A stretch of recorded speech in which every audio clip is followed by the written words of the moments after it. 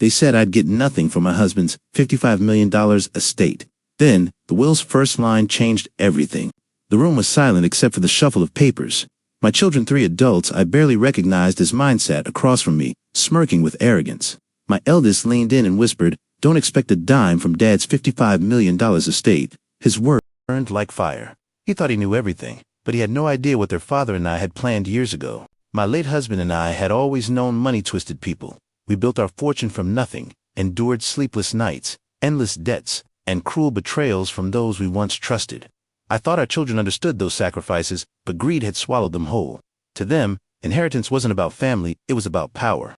As the lawyer unfolded the will, my children leaned forward like wolves, waiting to devour their prey. They had already divided the fortune in their minds. Who would take the mansion, the cars, the company shares? They didn't even glance at me. In their eyes, I was a leftover, a burden to be tossed aside once the estate was settled. The lawyer cleared his throat, his voice calm but sharp.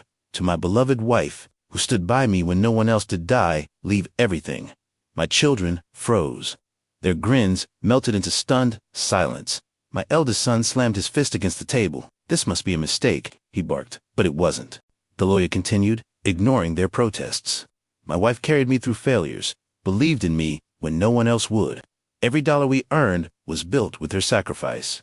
Therefore, I grant her full control of my estate." My chest tightened. Even from the grave, my husband's words defended me. Tears welled in my eyes. My daughter, always the most manipulative, leaned toward me with venom in her voice. "You'll give us our share anyway, won't you? Dad wouldn't want you to hoard it." I looked at her, remembering the countless times she mocked my simple dresses, my frugal habits, my quiet life. She saw me as weak, but she was wrong. I turned to the lawyer. "Please, continue." He nodded and read the next line. As for my children straightened, expecting redemption. But the lawyer's lips curved almost sadly as he finished. "They shall receive nothing, unless they prove they've learned the value of loyalty, humility, and respect." The room erupted. My eldest son shouted, "This is manipulation." My daughter cursed under her breath, and my youngest, quiet until now, muttered, "This isn't fair." I sat silently, watching them unravel. They weren't mourning their father. They were mourning the loss of their entitlement. The lawyer placed a second envelope on the table. "Your father left a message for each of you." He handed them sealed letters, their names written in his unmistakable handwriting. My hands trembled as I watched them hesitate. They wanted money, not words. But perhaps, for the first time, they would hear the truth. I clutched my letter, too afraid to open it just yet. My husband had known this day would come. He knew his children's hearts had hardened, but he still hoped. His will wasn't just about wealth, it was a final lesson. And as I sat there, I realized this was only the beginning of the storm that would change everything. My eldest son ripped his envelope open with fury. Inside was a single sheet of paper. He read silently, then slammed it down. His face reddened as if each word cut deeper than the last.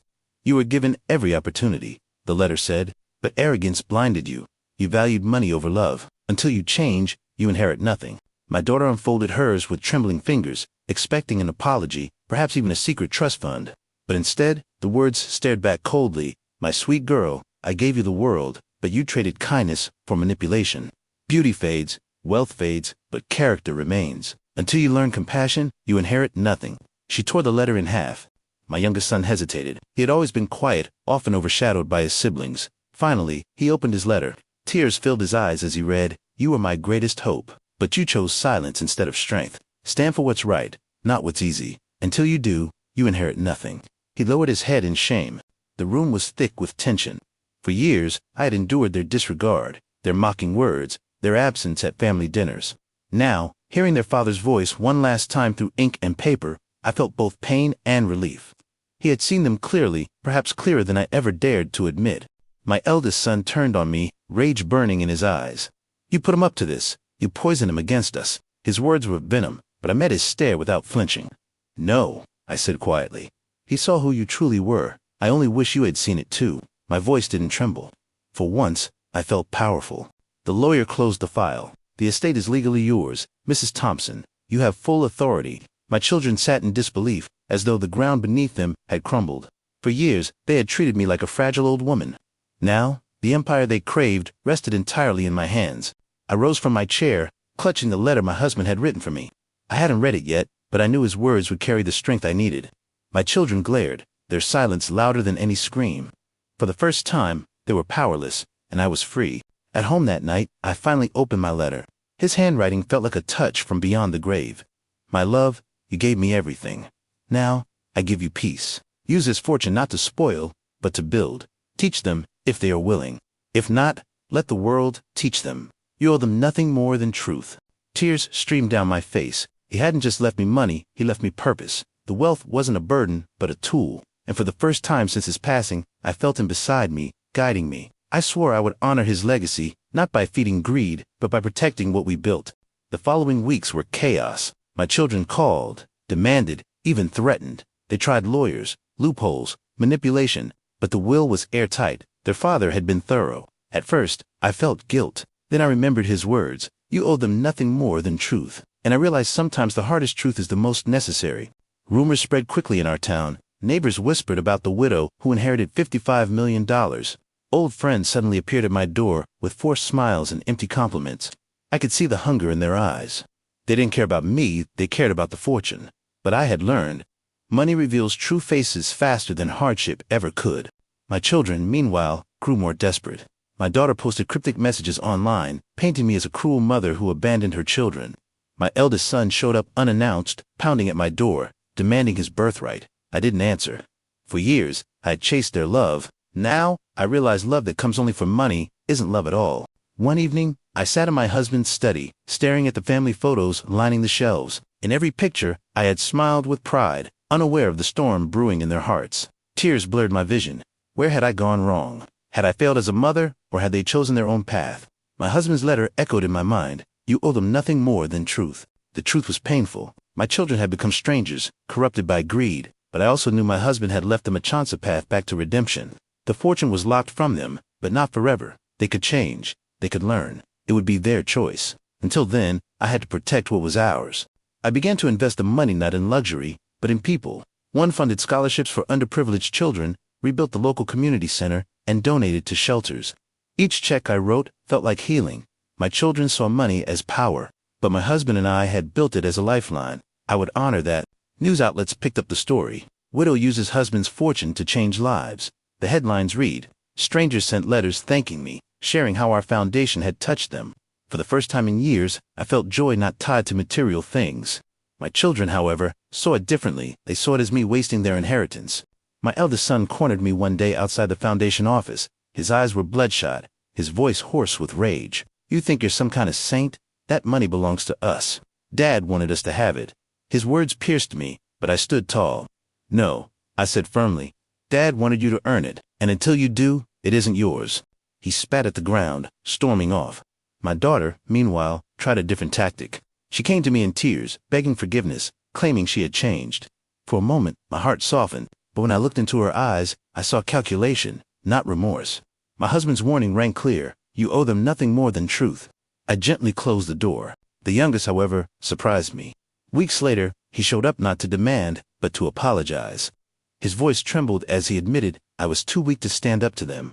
Dad was right. I hid in silence. For the first time, I saw a spark of humility in him. Perhaps my husband's lesson hadn't been in vain. I didn't hand him money. Instead, I offered him something greater, guidance. If you truly want to change, prove it through your actions, I told him. He nodded, tears in his eyes. For the first time in years, I felt hope. Maybe, just maybe, one of my children could still find redemption. My youngest began visiting me regularly. Not for money, but for advice.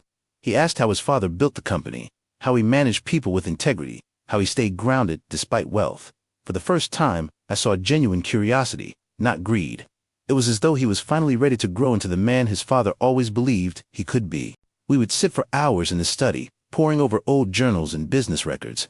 He listened intently, taking notes, asking questions.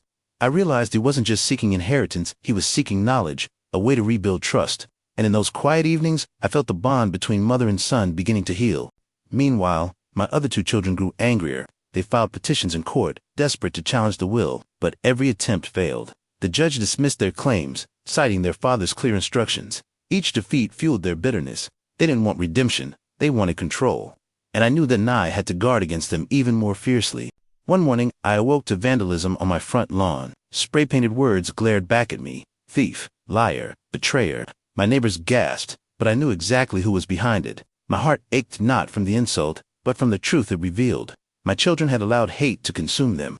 They were no longer fighting for money, they were fighting to destroy me. Still, I refused to give in. Instead of hiding, I stood tall. I organized charity events, spoke at schools, and continued using the fortune for good. The more they tried to drag me down, the more determined I became to rise. My husband's words remained my shield. Use this fortune not to spoil, but to build. My youngest saw this too. He joined me at events, helping quietly in the background. He didn't seek recognition, only to serve. I watched him grow humble, steady, patient. He wasn't perfect, but he was learning. And perhaps that was all his father ever wanted, a child willing to grow. One evening, after a long day of volunteering, he turned to me and said softly, "Mom, I don't care about the money anymore. I just want to make Dad proud." My throat tightened. For the first time since my husband's passing, I felt his spirit smiling through our son. The transformation was undeniable. People in town began noticing too. "Your youngest is different," they told me. "He's kind, hard-working. You raised him well." I couldn't help but smile. For so long, I had felt like a failure as a mother, but now I realized not all was lost. Change was possible. Meanwhile, my eldest and daughter grew isolated. Their obsession with wealth blinded them. Friends abandoned them. Opportunities vanished. They had money once, but squandered it in greed. Now, they had nothing but bitterness. And still, they couldn't seethe. They were the architects of their own downfall. One final letter arrived from the lawyer months later. My husband, anticipating the battles ahead, had written a second document to be revealed only if necessary. My heart raced as I opened it. Inside were detailed instructions and addendum to the will that named a successor. My hand shook as I read the name aloud. My youngest son. Tears welled in my eyes as I read my husband's final words to the child who chooses humility over greed. I leave not just wealth, but responsibility. My youngest sat beside me, stunned. He whispered, "Dad." He believed in me. His voice cracked and I nodded. "Yes, and now it's your turn to carry his legacy." The addendum was airtight, just like the will. The lawyer confirmed if there would be no loopholes, no appeals. My youngest son had been chosen to inherit the company, the properties, and the vision his father had built. It wasn't just money. It was trust, a gift forged by character, not entitlement. When the news broke, my eldest and daughter erupted with fury. They stormed into the office screaming, demanding the lawyer overturn the addendum, but the lawyer simply shook his head. "Your father made his decision. You cannot change it." Their faces twisted with rage, but deep down, they knew it was over. My eldest shouted at his brother, "You don't deserve this. You're weak. You're nothing." But my youngest stood calmly, shoulders squared. For once, he didn't shrink under his brother's shadow. "I may not deserve it yet," he said firmly, "but I will work every day to earn it. That's what Dad wanted." His voice silenced the room. I watched the moment unfold with pride. The boy who had once been quiet, hesitant, unsure, was now standing like a man. He wasn't fighting for wealth, he was standing for principle. And for the first time, I knew my husband had chosen wisely. The torch had been passed, and it burned brightly. The days that followed were turbulent. My eldest and daughter tried to sabotage meetings, spread lies in the press, even threatened lawsuits, but each attempt crumbled. The will, the addendum, the evidence all pointed to one undeniable truth. Their father's fortune and legacy belonged to the one child who valued it, not craved it. Instead of retaliation, my youngest focused on rebuilding the company's values. He introduced charitable programs, employee support funds, and scholarships. Slowly, people rallied around him. Investors who once doubted him now saw his sincerity. The empire his father built was not only safe, it was thriving. I stood beside him at the first annual charity gala he organized. His guests applauded his heartfelt speech. I felt my husband's presence in the room. His dream was alive not in the millions, but in the lives touched, and all because one son chose humility when the others chose greed. My eldest and daughter drifted further into obscurity. They had chased riches but lost everything that mattered: respect, family, love, and though I still prayed for their redemption, I knew their journey would be theirs alone. My role now was to support the child who had chosen the harder, nobler path. That night, as I looked at my youngest smiling confidently among peers and leaders, I whispered silently to my husband, "We did it. He finally understands." For the first time since his passing, I felt peace. The battle for the fortune was over, but the true victory was the son we had saved from greed. Months later, I visited my husband's grave. I knelt down and told him everything about the chaos, the betrayal, the vandalism, but also about the change in our youngest. "He's becoming the man you always hoped for," I whispered, tears falling. The wind rustled the trees as if he were answering, telling me he was proud too. Meanwhile, my youngest began mentoring young entrepreneurs, reminding them that wealth meant nothing without integrity. Money can buy things, he said in one seminar, but character builds legacies. I sat in the audience that day, watching strangers nod with admiration. He was no longer just my son, he was his father's true heir. The community praised his leadership. Newspapers wrote articles calling him the humble millionaire who rebuilt trust. He never once bragged about the inheritance. Instead, he always gave credit to his father's wisdom and to the lessons learned from failure. His humility shone brighter than any fortune could. My eldest and daughter, however, faded from the spotlight. They had wasted their chance, burned bridges, and now lived in quiet resentment. Sometimes I'd catch glimpses of them around town, their faces hardened, their pride shattered. It broke my heart, but I knew I couldn't save them. Only they could choose redemption. Despite the wounds, I never stopped loving them. They were still my children. I left my door open, hoping one day they'd walk in and seek forgiveness. But I also knew the difference between love and enabling. I would no longer feed their greed. They would need to find their own path. On the anniversary of my husband's death, we gathered again, this time not in a courtroom, but at a community center he had once dreamed of building. My youngest had made that dream real, funding it with the estate. The plaque on the wall read, "In memory of a man who believed wealth means nothing without love." As the ribbon was cut, children ran inside, laughing, filling the halls with joy. My heart swelled. This was what my husband wanted, not cold vaults of money, but warm spaces where lives could grow. His vision was alive again, stronger than ever. And it was all thanks to one son's choice. After the ceremony, my youngest hugged me tightly. "Mom," he said softly, "thank you for never giving up on me. I almost lost myself, but you and Dad saved me." I pressed my hand to his cheek, smiling through tears. "No, son, you saved yourself. We just gave you the chance." That night, I sat by the fireplace, staring into the flames. The journey had been painful: betrayal, court battles, public humiliation, but in the end, truth had triumphed. The greedy had fallen away, and the humble had risen.